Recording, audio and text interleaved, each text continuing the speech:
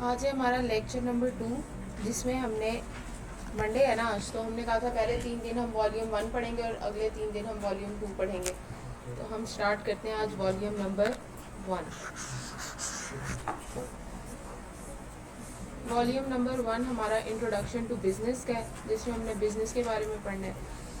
हम स्टार्ट करने लगे हैं उसका चैप्टर नंबर 1। थोड़ी सी पहले बात हम समझ लेते हैं कि चैप्टर 1 का जो नाम है वो है नेचर ऑफ बिजनेस।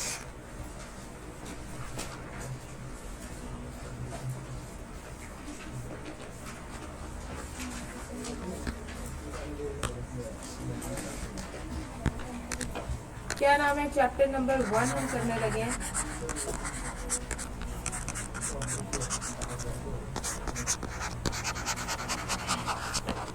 वॉल्यूम 1 का, और इसका नाम है नेचर ऑफ बिजनेस।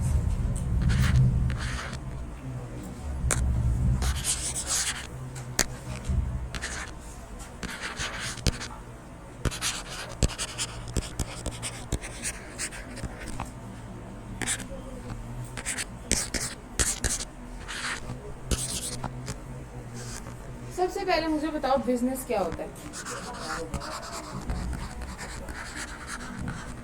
आपसे कोई पूछे बिजनेस क्या होता है तो क्या होगा? बिजनेस क्या करना होता है? ये कौन बोला?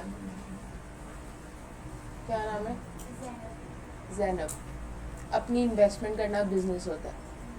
इसके अलावा कारोबार मुझे पता चल गया, बिजनेस कारोबार होता है। अगर कोई क्या हुआ? ये कौन बोला? क्या नाम है आपका? फातिमा। प्रॉफिट अर्न करना, ठीक है। कुछ एक्टिविटीज करना जिससे प्रॉफिट। हाँ, इसके अलावा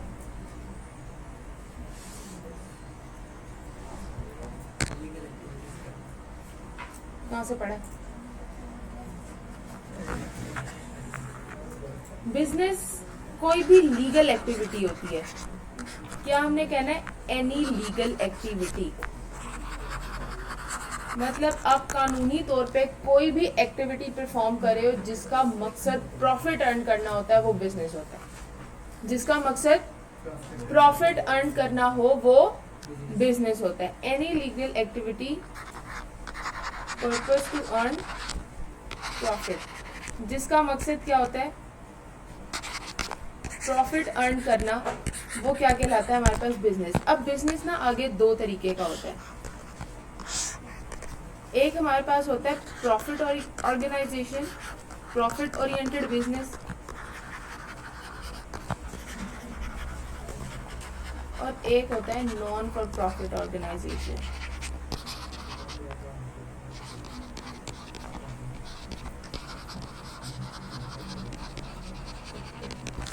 क्या फर्क है दोनों का?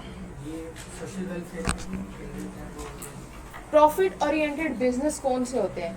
प्रॉफिट ओरिएंटेड बिजनेस वो होते हैं जैसे आम दुकानें बनी हुई होती हैं बाहर, आप मार्केट में चले जाओ, किसी भी मार्केट में, जो सिर्फ अपने प्रॉफिट के लिए बने होते हैं, उनको हम प्रॉफिट ओरिएंटेड बिजनेस कहते हैं। ठीक है, जिनका सोली पर्पस क्या होता है? सिर्फ प्रॉफिट। ये किस लिए काम कर रहे हैं? ये सोशल वेलफेयर के लिए काम कर रहे होते हैं। इनका मकसद होता है सोसाइटी को बेनिफिट प्रोवाइड करना, ना कि अपने आप को। ये किसको बेनिफिट प्रोवाइड कर रहे होते हैं? सोसाइटी की बेनिफिट के लिए ये लोग काम कर रहे होते हैं। जैसे कि हाँ, ईदी फाउंडेशन हो गया, ये सारे हॉस्पिटल्स, ठीक है, ये सब किसके लिए काम कर रहे हैं? सोसाइटी की वेलफेयर के लिए काम कर रहे हैं। इसको हम कहाँ कंसीडर करते हैं? नॉट फॉर प्रॉफिट ऑर्गेनाइजेशन में कंसीडर करते हैं। तो नॉट फॉर प्रॉफिट ऑर्गेनाइजेशन भी बिजनेस है। अब इसका मकसद प्रॉफिट अर्न करना नहीं है, तो इसका ये मतलब नहीं है कि ये बिजनेस नहीं है, ये भी बिजनेस है। ठीक है, इसको भी इनकम होती है, रेवेन्यू जनरेट होता है। कहाँ से रेवेन्यू जनरेट होता है? डोनेशन से, सब्सक्रिप्शन से। उसके जो मेंबर्स होते हैं वो इनको सब्सक्रिप्शन पे करते हैं, लोग इन्हें डोनेशन पे करते हैं। जैसे आप लोग आई कैप के अंडर हो, आई कैप भी एक नॉन फॉर प्रॉफिट ऑर्गेनाइजेशन है।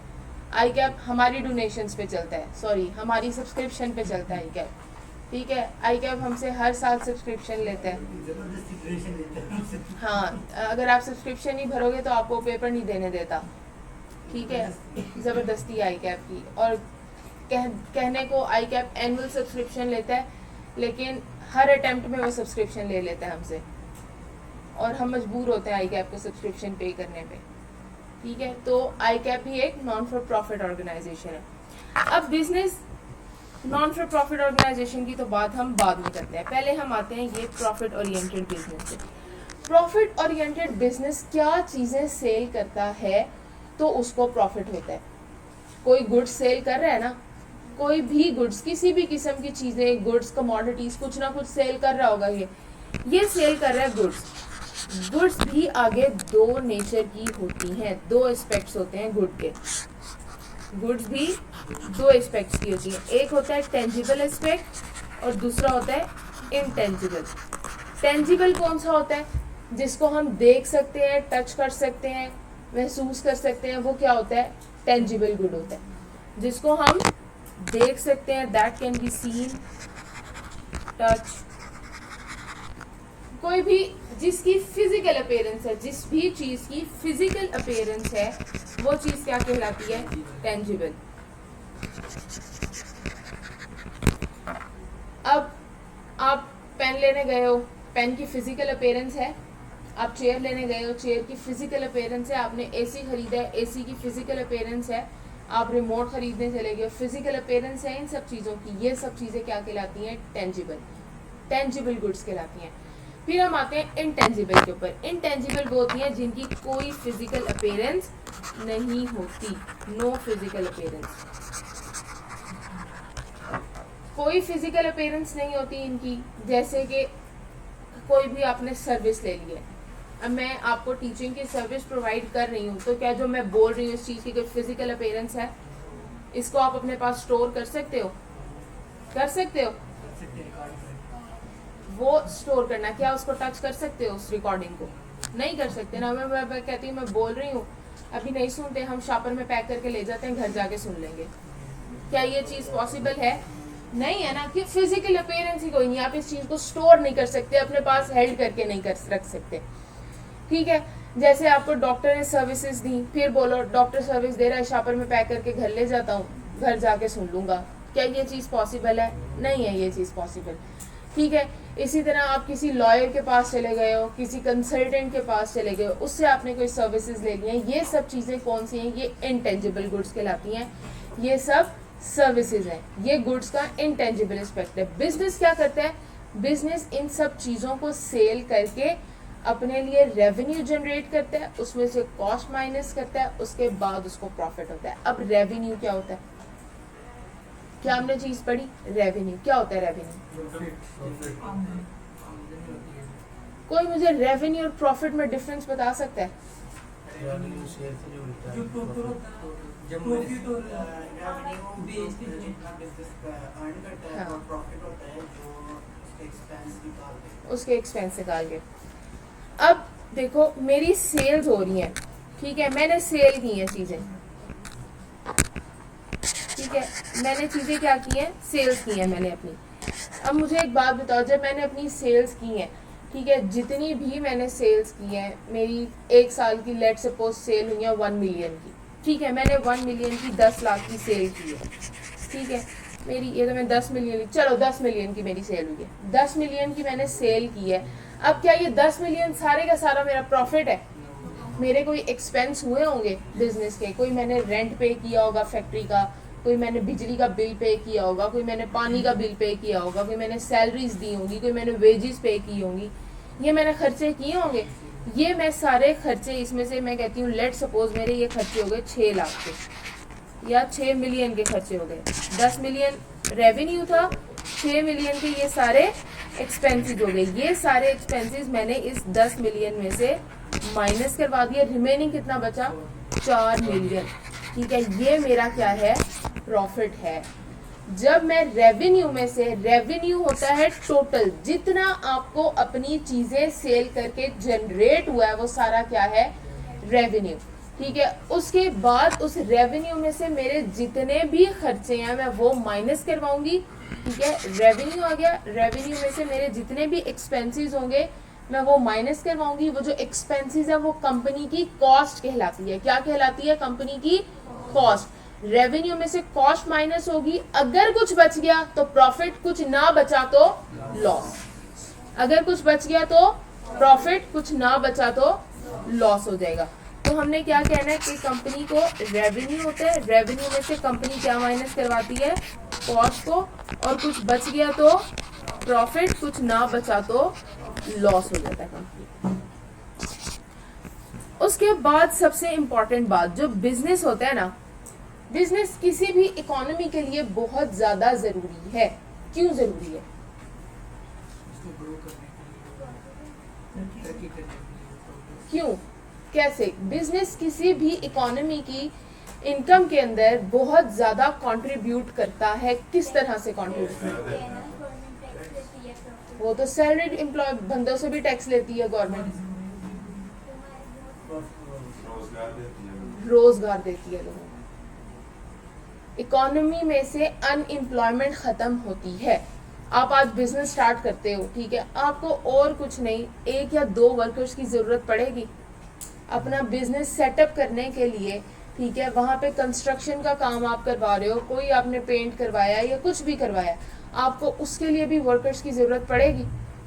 पड़ेगी कि नहीं पड़ेगी? पड़ेगी ना। तो मतलब आप कल को उन लोगों को क्या देते हो? जॉब दे रहे हो। इससे मुल्क से बेरोजगारी खत्म होती है। जब अनएम्प्लॉयमेंट इकोनॉमी के अंदर कम होती है, उस टाइम पे इकोनॉमी ग्रो करना स्टार्ट करती है कि हर बंदे के हाथ में कुछ ना कुछ पैसा आ रहा है। समझ आइए बात की? जब इकोनॉमी में किसी के हाथ में पैसा नहीं होता ना, उस टाइम पे इकोनॉमी हमारी डाउन हो जाती है, इकोनॉमी हमारी लो हो जाती है। और किसी भी इकोनॉमी में बिजनेस उस टाइम पे सक्सेसफुल होता है जब इन्फ्लेशन थोड़ी होती है, महंगाई थोड़ी होती है। पाकिस्तान में पता है कितने फीसद इन्फ्लेशन है? इन्फ्लेशन जो बेस्ट इन्फ्लेशन होती है ना, वो होती है 1 से लेकर 9 के दरमियान में। ये बेस्ट इन्फ्लेशन होती है। इन्फ्लेशन अगर 2 फिगर्स में चली गई है, मतलब अगर इन्फ्लेशन 10% भी हो गई है, दैट इज वर्स्ट इन्फ्लेशन। ये इंतहाई बुरी इन्फ्लेशन समझी जाती है, बहुत ज्यादा इन्फ्लेशन समझी जाती है अगर इन्फ्लेशन 2 फिगर्स में चली जाती है। पाकिस्तान में कितनी इन्फ्लेशन है? 11 कितनी? 11 से ऊपर। किसी को पता है पाकिस्तान में कितनी इन्फ्लेशन है? 11 से कम है? पाकिस्तान में 29% इन्फ्लेशन है। ये दी बेस्ट है। इसलिए तो पाकिस्तान का ये हाल है, बस दुआओं पे ही चल रहा है पाकिस्तान, इसके अलावा और कोई नहीं। तो अब ये चीजें क्या होती हैं? बिजनेस, किसी भी इकोनॉमी के अंदर जो बिजनेस है ना, वो आपकी इकोनॉमी के लाइफस्टाइल को, आपकी कंट्री के लाइफस्टाइल को किसी दूसरी कंट्री के लाइफस्टाइल के साथ कंपेयर करने में हेल्प आउट करता है। आपका स्टैंडर्ड ऑफ लिविंग डिसाइड करने में हेल्प आउट करता है। जिस इकोनॉमी के अंदर जितना ज़्यादा बिजनेस होगा, उस इकोनॉमी का स्टैंडर्ड ऑफ लिविंग, उस इकोनॉमी की उस कंट्री की इकोनॉमी सबसे ज़्यादा अच्छी होगी। तो बिजनेस इन सब चीज़ों में हेल्प आउट करता है, ठीक है। ये सारी बातें हमने की। अब हम इसको बुक से देख लेते हैं। ये जो चैप्टर ये है, सॉरी क्या नाम है, वॉल्यूम 1। वॉल्यूम 1 में वो आपसे पेपर किस तरह पूछेगा ये पहले समझ लो। वॉल्यूम 1 का जो पेपर वो आपसे पूछेगा ना बिजनेस का, बाज़ दफ़ा ऐसे होता है, कुछ बच्चों के साथ वाकई ऐसे हुआ है कि एज इट इज़ उसने बुक्स की लाइन उठा के पेपर में दी है। एज इट इज़ वो बुक्स की लाइन दे के बीच में से एक वर्ड उड़ा देता है और उसके ऑप्शंस दे के आपसे पूछ लेता है कि विच स्टेटमेंट इज़ करेक्ट, या आपसे यूँ पूछ लेगा विच ऑप्शन इज़ करेक्ट, इस तरह पूछ लेगा, मतलब एज इट इज़ बुक की लाइंस दे देगा। कुछ ऐसे होते हैं, उनके साथ ऐसे भी हुआ है कि मतलब सिनेरियो बेस्ड क्वेश्चन पूछ लेता है वो आपसे। कोई प्रॉपर एक सिनेरियो बना के वो आपको दे देगा और आपसे पूछेगा बताओ इसमें क्या है। तो हम टेस्ट में दोनों की प्रैक्टिस करेंगे, स्ट्रेट फॉरवर्ड लाइंस की भी प्रैक्टिस करेंगे और सिनेरियो बेस्ड की भी प्रैक्टिस कर लेंगे, ताकि हमें आइडिया हो, हम पेपर में कंफ्यूज ना हो कि एमसीक्यूज किस तरह के आते हैं, ठीक है। ज़्यादातर बच्चे कहते हैं कि हमारे पेपर पास होने की वजह बिजनेस का सब्जेक्ट है, बहुत आसान है, एक तो थ्रेटिकल है, ठीक है, कोई इसके अंदर न्यूमेरिकल कैलकुलेशन नहीं है, कोई इसमें ग्राफ्स नहीं है, कुछ नहीं है, तो ये बच्चों को बहुत आसान लगता है सब्जेक्ट, ठीक है। क्या हुआ, एक चैप्टर इसका सिर्फ टेक्निकल है, वो है आईटी वाला। इसके अलावा जो इसके चैप्टर्स हैं वो सारे स्ट्रेट फॉरवर्ड हैं, आसान चैप्टर है, मज़े के चैप्टर हैं, कुछ भी नहीं है उसके अंदर। तो अब हम स्टार्ट करते हैं। सबसे पहले चैप्टर 1 में हम जब समझेंगे कि बिज़नेस बनता कैसे है, नेचर ऑफ बिज़नेस क्या होती है, इसको समझने के बाद अगला स्टेप हमारा क्या होगा, हमने ऑनर्स को समझना है, बिज़नेस के ऑनर्स कौन होते हैं। ठीक है, सबसे पहले नेचर ऑफ बिज़नेस में वो क्या कहता है। ठीक है, हम किसकी बात कर रहे हैं, द नेचर ऑफ बिजनेस की।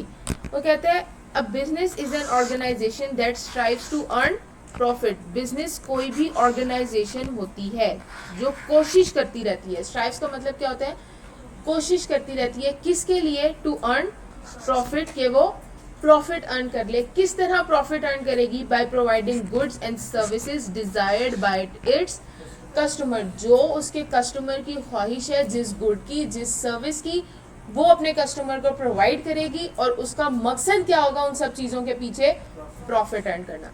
अब वो आपसे ये क्वेश्चन कैसे पूछ सकता है, अगर उसने ये लाइन एमसीक्यूज में आपसे पूछनी है पेपर में, तो वो आपसे पूछ सकता है, वो पूरी ये लाइन दे के प्रॉफिट का वर्ड उड़ा देगा बीच में से, और ऑप्शन में आपको काफ़ी ज़्यादा चीज़ें दे देगा, प्रॉफिट दे देगा, रेवेन्यू दे देगा, मतलब कंफ्यूज करने के लिए आपको काफ़ी चीज़ें दे देगा, प्रॉफिट, रेवेन्यू, सेल्स, मिलती जुलती चीज़ें देगा। ऐसा नहीं कि आपको कोई ऑपोजिट प्रॉफिट दिया तो दूसरा ऑप्शन लॉस का होगा, ऐसे कभी नहीं वो पूछेगा। इतना क्लियर एमसीक्यूज वो कभी पेपर में नहीं पूछेगा, कंफ्यूज करेगा। जाहिर है आप मैट्रिक या एफएससी का तो पेपर दे नहीं रहे, सीए का पेपर देने आए हो, ऐसे है ना, तो वो आपको कंफ्यूज करेगा। ठीक है, 2 एमसीक्यूज आपको साफ पता चल रहे होंगे कि गलत है, और 2 के अंदर आप कंफ्यूज हो जाओगे। मेन जो पेपर में वो कंफ्यूज करता है वो इस तरह करता है, वो 2 स्टेटमेंट्स देता है और 4 ऑप्शन दे देता है, A correct, B correct, both correct, both not correct. एक स्टेटमेंट उसमें से बहुत अच्छे से समझ आ रही होती है, दूसरी स्टेटमेंट नहीं समझ आ रही होती।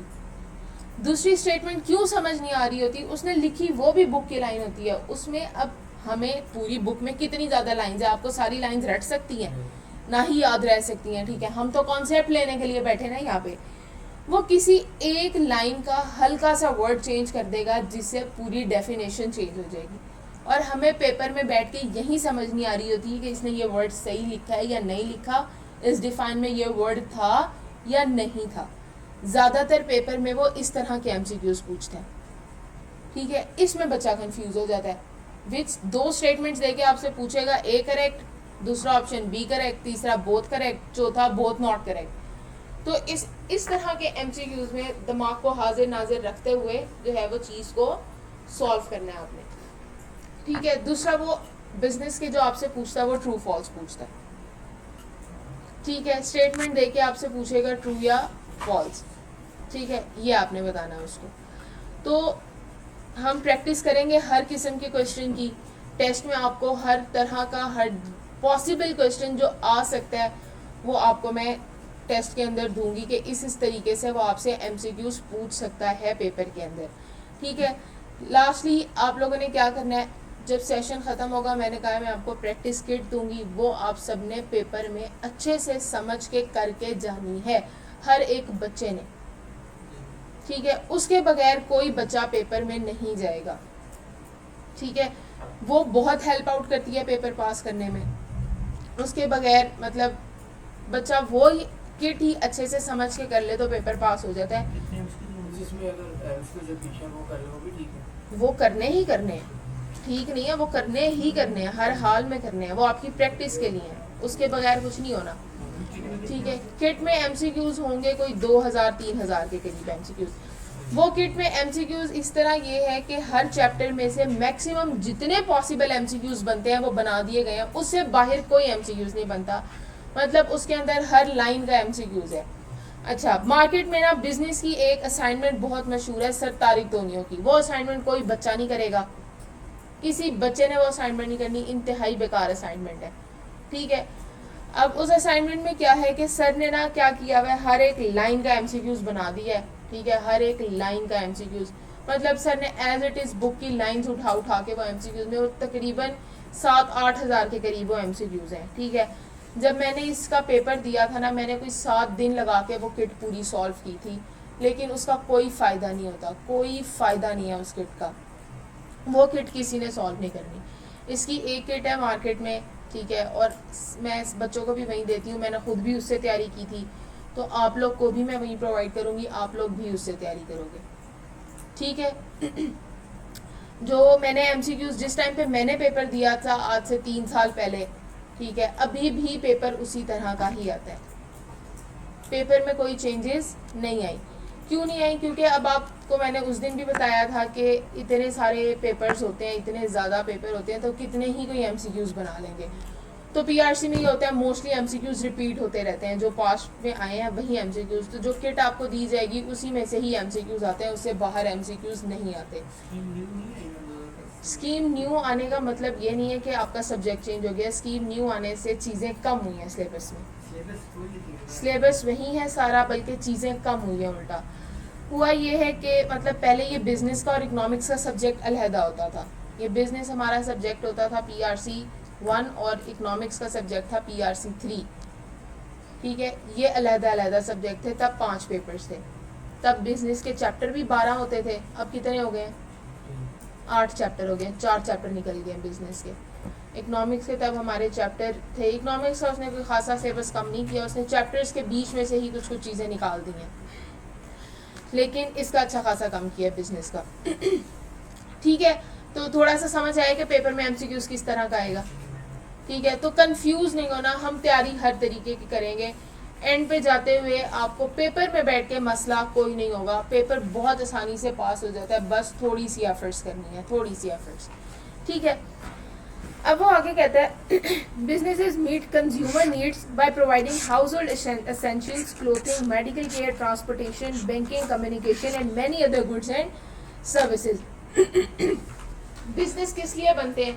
अपने कस्टमर्स की नीड को पूरा करने के लिए, ठीक है। आपको किसी चीज़ की ज़रूरत है तो आप जाके बाजार से खरीदते हो, ऐसे ही ना। अब वो बंदा उस चीज़ का बिजनेस ही ना करे, कोई भी उस चीज़ का बिजनेस ना करे, कि आपको वो चीज़ मिल सकती है? नहीं मिल सकती। तो आपकी ज़रूरियातें ज़िंदगी को पूरा करने के लिए बिजनेस होना बहुत ज़्यादा ज़रूरी है। ऐसा है, आपकी ज़रूरियातें ज़िंदगी किसी के बिजनेस से पूरी हो रही हैं, जैसे कि वो आपको आपकी ज़िंदगी के आपको घर की कोई ज़रूरी अशिया लेनी है तो वो आपको किसी के बिजनेस से मिल रही है, आपको कपड़े खरीदने हैं तो किसी का कारोबार है कपड़े का, आप उसे खरीद रहे हो, ठीक है।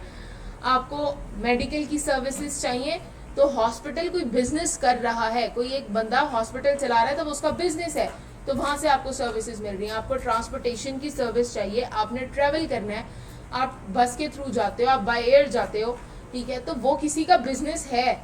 ऐसे क्या ना, वो किसी का बिजनेस है, वो आपको आपकी ज़रूरियात प्रोवाइड करें। तो बिजनेस क्या करते हैं? कस्टमर्स को उनकी ज़रूरियात प्रोवाइड करके प्रॉफिट अर्न करता है। क्लियर हुई बात?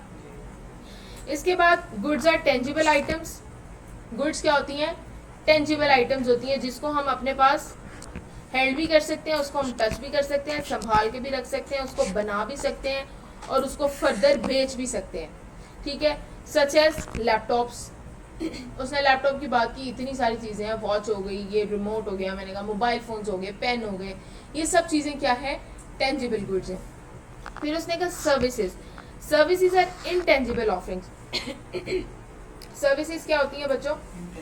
इनटेंजिबल ऑफरिंग्स होती हैं। और इनटेंजिबल क्या होती हैं? That can not be held, touched और स्टोर्ड, जिसको ना हम हाथ लगा सकते हैं, ना हम उसको हेल्ड कर सकते हैं, ना ही हम उसको अपने पास संभाल के रख सकते हैं।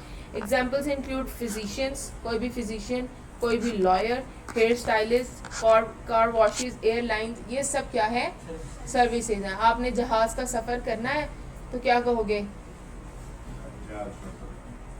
हाँ, जहाज़ शॉपर में डाल के घर ले आती हूँ, घर बैठ के सर हवाई जहाज़ की सैर लेंगी, वो आप फिर दूसरे ही जहाज़ बन सकते हो, ये वाला जहाज़ नहीं आप उड़ सकते, ठीक है। तो ये सब चीज़ें क्या होती हैं? सर्विसेज होती हैं। बिजनेसेस ऑल्सो सेल प्रोडक्ट्स और provide services to other organisation. Business क्या कहता है?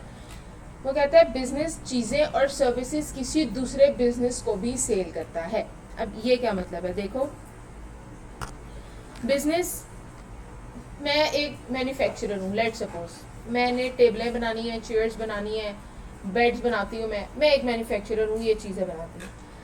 मैन्युफैक्चरर और रिटेलर में डिफरेंस होता है। मैन्युफैक्चरर वो होता है जो कि खुद चीजें बना के सेल करता है, खुद चीजें बनाता है फिर सेल करता है।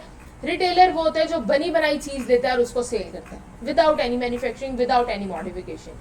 ठीक है, अब मैं बिजनेस हूँ, मैं एक मैन्युफैक्चरर हूँ।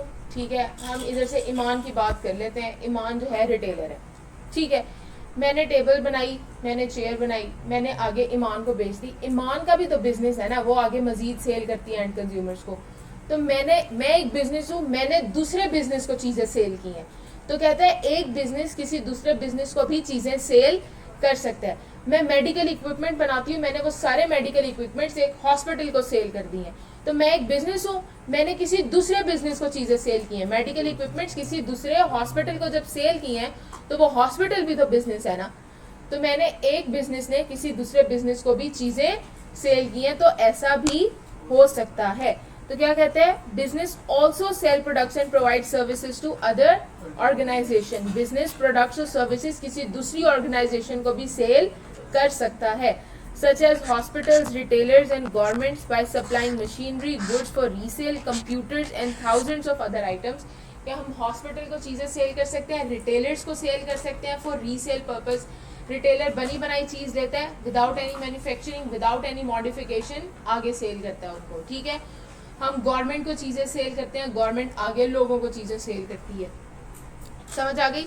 हम मशीनरी, मैं मशीनरी बना रही हूँ, मैंने मशीनरी किसी बिजनेस को सेल की है, तो वो बिजनेस उस मशीनरी को इस्तेमाल करिए, तो मैं एक बिजनेस किसी दूसरे बिजनेस को चीज सेल कर रही हूँ। क्लियर होगी बात। उसके बाद वो कहता है 10 business create that the goods and services that form the basis of our standard of living. कहता है बिजनेस ऐसी चीजें प्रोड्यूस करता है जिससे हमारे जिंदगी का रहन सहन बेहतर होता है, हमारा स्टैंडर्ड ऑफ लिविंग बेहतर होता है, हमारे जीने का अंदाज बेहतर होता है। गुड्स ऐसी सर्विसेज प्रोड्यूस करता है। क्लियर होगी। बिजनेस ऐसी गुड्स या फिर सर्विसेज प्रोड्यूस करता है। The standard of living in any country is measured by the quantity of goods and services that people can purchase with the money they have. This also provide a basis for comparing standard of living among different countries. कहता है किसी भी country के अंदर जो है ना, किस तरह हम लोगों का स्टैंडर्ड ऑफ लिविंग मेजर करते हैं। हम लोगों का स्टैंडर्ड ऑफ लिविंग इस लिहाज से मेजर करते हैं कि उनके पास कितना पैसा है चीज़ें खरीदने के लिए, उनके पास पैसा कितना है चीज़ें खरीदने के लिए। जिस इकोनॉमी के अंदर लोगों के पास जितना ज़्यादा पैसा होगा वो इकोनॉमी उतनी अच्छी होगी। एक हद से ज़्यादा अगर लोगों के हाथ में पैसा आ जाए ना तो इकोनॉमी तब भी नीचे आना शुरू हो जाती है। एक लिमिट के अंदर लोगों के हाथ में पैसा होना ज़रूरी है। इनकम इक्वालिटी होना ज़रूरी है, तमाम लोगों के हाथ में बराबर पैसा होना ज़रूरी है। ऐसा ना हो कि अमीर अमीर तर होता जाए और गरीब गरीब तर होता जाए। अगर ये सिचुएशन है इकोनॉमी के अंदर तो इकोनॉमी से बुरे हालात कहीं और नहीं होंगे। पाकिस्तान, इसलिए तो पाकिस्तान में कोई तरक्की, मुझे बताओ कहाँ तरक्की देखी है पाकिस्तान के अंदर। चाइना इतनी भी बाद में बना पाकिस्तान के। ठीक है, इकोनॉमी के अंदर इनकम इक्वालिटी होना बहुत ज़्यादा ज़रूरी है, बहुत ज़्यादा होना ज़रूरी है। ठीक है, तो ये चीज़ क्या डिसाइड करती है, आपकी इकोनॉमी का स्टैंडर्ड ऑफ लिविंग डिसाइड करती है, आपके कंट्री का स्टैंडर्ड ऑफ लिविंग डिसाइड करती है। और इसी चीज़ को हम इस्तेमाल करते हुए, इसी स्टैंडर्ड ऑफ लिविंग को इस्तेमाल करते हुए हम अपनी कंट्री को किसी दूसरी कंट्री के साथ कंपेयर करते हैं। जो पाकिस्तान का स्टैंडर्ड ऑफ लिविंग है, क्या हम अपने मुल्क के स्टैंडर्ड ऑफ लिविंग को किसी और मुल्क के स्टैंडर्ड ऑफ लिविंग के साथ कंपेयर कर सकते हैं जो कि डेवलप्ड कंट्री है? कर सकते हैं, कर सकते हैं। हमें अपनी इकोनॉमी बहुत ही बुरी नजर आएगी वहां पे। ठीक है, तो अगर हम किसी डेवलप्ड कंट्री के साथ अपने मुल्क को कंपेयर करें तो यहाँ पे ये हालात हैं कि सिर्फ अमीरों के पास ही दोबारा से पैसा जाई जाता है, इनकम इक्वालिटी होने का नाम ही नहीं ले रही। इनकम इक्वालिटी ये इस वजह से भी नहीं हो रही कि लोग हड हराम ज्यादा है पाकिस्तान के अंदर, गुर्बत से ज्यादा हड हरामी है लोगों के अंदर काम ना करने की। हर कोई चाहता है उनको बैठे बिठाए ही पैसा मिलता रहे। क्या अवेयरनेस भी कम है, दूसरा लोग पढ़े लिखे नहीं है, इलिटरेसी बहुत ज्यादा है, ये दूसरी वजह है। ठीक है, तो स्टैंडर्ड ऑफ लिविंग किस तरह हम कंपेयर कर सकते हैं बिजनेस के थ्रू। आपके लोगों के पास कितनी सकत है चीज़ें खरीदने की, लोगों के हाथ में कितना पैसा है चीज़ें परचेज करने के लिए ये कौन डिसाइड, इससे क्या डिसाइड होता है, स्टैंडर्ड ऑफ लिविंग डिसाइड होता है। उसके बाद वो कहता है businesses play a key role in determining our quality of life by providing jobs, goods and services to the society. हमारा क्वालिटी ऑफ लाइफ, हमारा जीने का अंदाज किस तरह बेहतर होता है कि बिजनेस आपको जॉब्स प्रोवाइड करता है, आपको जिन चीज़ों की ज़रूरत है, जिन सर्विसेज की ज़रूरत है, वो आपको कौन प्रोवाइड करता है, बिजनेस प्रोवाइड करता है, जिससे आपकी क्वालिटी ऑफ लाइफ बेहतर होती है। सबको नींद आ रही है इस टाइम पे क्लास में, जाग जाओ पहले सारे। किसी ने मुंह धो के आना, ये इसको उठाओ ज़रा, इतनी गहरी नींद में सो रही है ये। खैर है, हम चाय का इंतज़ाम करवाते हैं आपके लिए। समझ नहीं आया? क्या समझ नहीं आया इसमें? हाँ,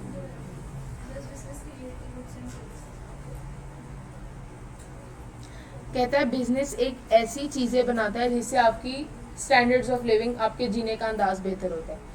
देखो, आपके जीने का अंदाज बेहतर करने के लिए मेन चीज़ें, आपको कपड़ा चाहिए, रोटी चाहिए, आपको रहने की जगह चाहिए। किसी का बिजनेस होगा कपड़े का तो आपको मिलेगा ना, किसी का खाने का या गंदम का कोई कारोबार कर रहा होगा तो आपको वो चीज़ मिलेगी या नहीं मिलेगी? तभी मिलेगी ना। तो इन चीज़ों से आपका स्टैंडर्ड ऑफ लिविंग बेहतर होता है, आपका जीने का अंदाज बेहतर होता है। गुड्स ऐसी चीज़, बिजनेस ऐसी चीज़ें आपको प्रोवाइड करता है जिससे आपका स्टैंडर्ड ऑफ लिविंग बेहतर होता है। ठीक है, फिर उसने कहा कि स्टैंडर्ड ऑफ लिविंग हम मेजर कैसे करते हैं कंट्री के अंदर।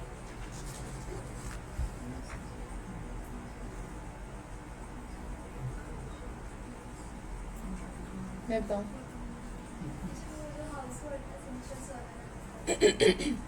हाउस होल्ड एसेंशियल्स क्या होते हैं? हाउस होल्ड एसेंशियल्स क्या होते हैं? क्या होते हैं? घरेलू अशिया ना। घरेलू अशिया में क्या चीज़ें आती हैं? मेन रोटी, कपड़ा, ठीक है, आपको रहने के लिए कोई बिस्तर चाहिए, ये सब चीज़ें क्या होती हैं? हाउस होल्ड एसेंशियल्स होती हैं। ये हाउस होल्ड एसेंशियल्स आपको किसी बंदे का कारोबार होगा तो ही आपको प्रोवाइड करेगा, ऐसे है। ठीक है, अब ये चीज़ें आपकी ज़िंदगी को बेहतर बनाती हैं कि नहीं बनाती? आपके जीने के अंदाज को बेहतर करती हैं कि नहीं करती? करती हैं ना। तो ये सब चीज़ें कैसे बेहतर होंगी? ये सब चीज़ें आपको कब मिलेंगी? जब कोई बंदा इस चीज़ का बिजनेस करेगा। पूरे पाकिस्तान की हम बात करते हैं, पूरे पाकिस्तान में कोई भी जो है ना मैट्रेस ही नहीं सेल करता या कोई गद्दे ही नहीं सेल कर रहा पूरे पाकिस्तान में। ठीक है, क्या जमीन पे सोगी? ठीक है, 4 पे भी सो जाओ। ये भी सही था। ठीक है, तो अब कोई एक बंदा आएगा, वो मैट्रेस का कारोबार, आप मैट्रेस लेकर आओगी अपने घर पे, ठीक है, तो आपका बेहतर होगा जीने का अंदाज थोड़ा सा। ये होते हैं हाउस होल्ड एसेंशियल्स, आपको प्रोवाइड करेंगे। क्लियर हुई है बात?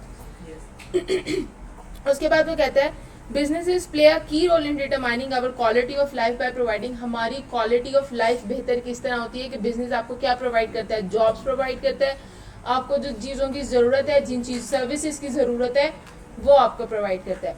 उसके बाद वो कहता है quality of life refers to the overall level of human wellbeing measured through factors such as life expectancy, education, health, sanitation, leisure time। वो कहता है कि क्वालिटी ऑफ लाइफ में क्या चीज़ें आ जाती हैं?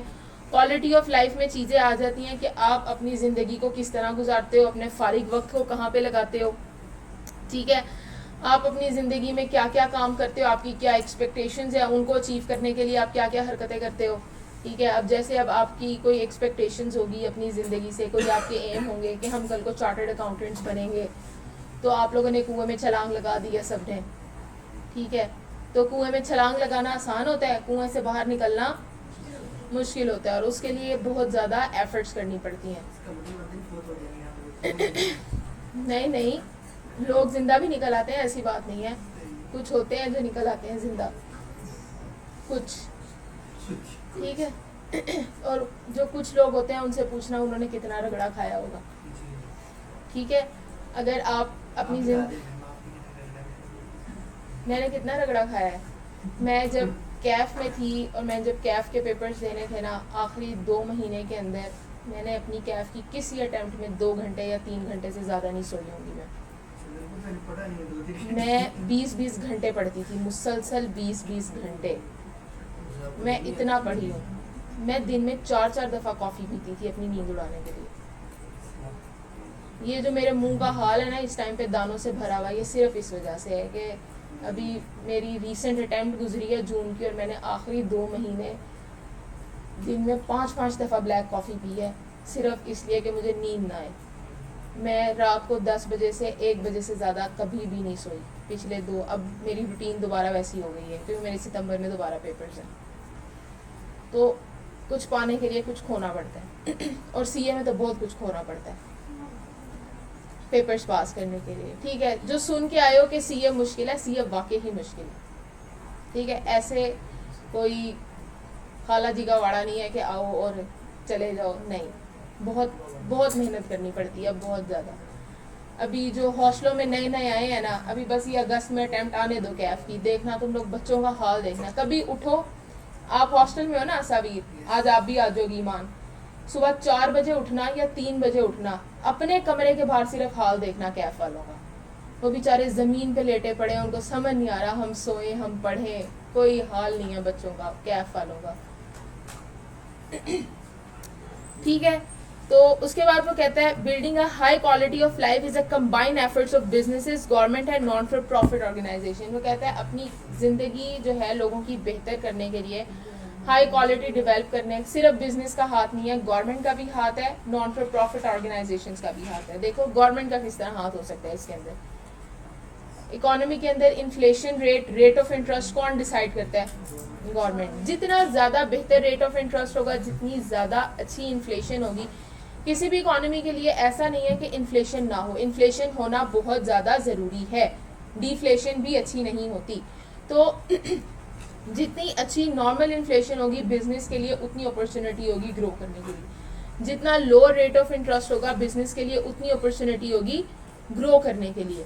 ठीक है, तो जब बिजनेस ग्रो करेगा तो आपका स्टैंडर्ड ऑफ लिविंग भी बेहतर होगा। उसके बाद नॉन फॉर प्रॉफिट ऑर्गेनाइजेशंस किस तरह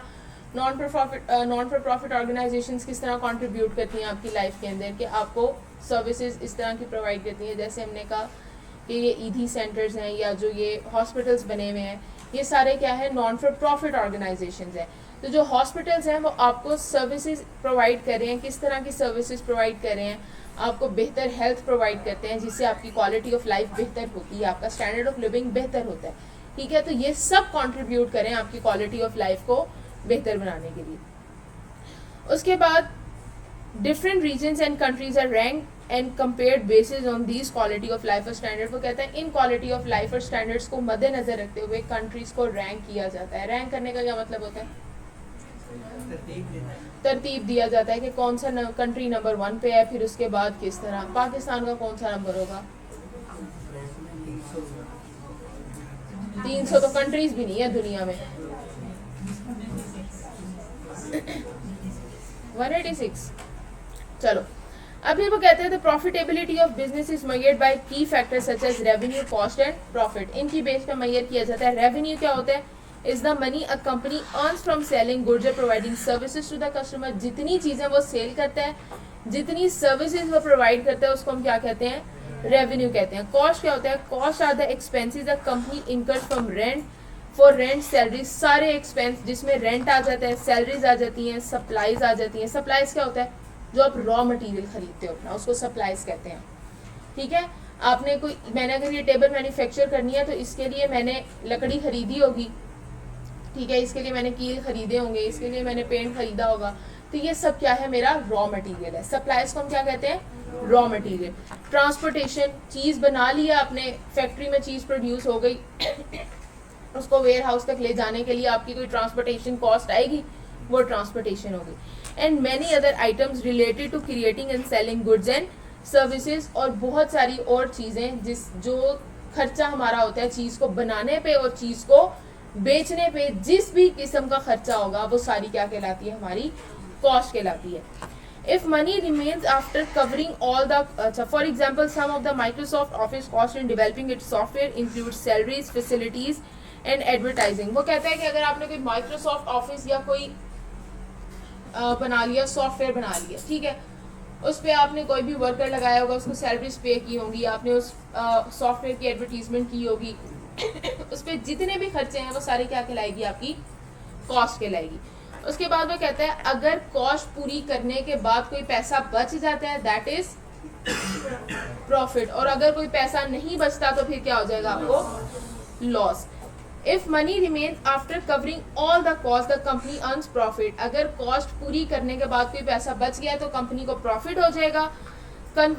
conversely when a companies cost exceeds its revenue, जब कंपनी की कॉस्ट ग्रेटर हो जाएगी रेवेन्यू से, मतलब अगर कॉस्ट ग्रेटर है रेवेन्यू से तो आपको क्या हो रहा है, इसका मतलब लॉस हो रहा है। हमेशा अगर रेवेन्यू ग्रेटर देन कॉस्ट है तो profit, cost greater than revenue है तो लॉस। वो ये भी एमसीक्यूज आपसे पूछ सकता है, वो आपसे पूछ सकता है रेवेन्यू लेस देन कॉस्ट तो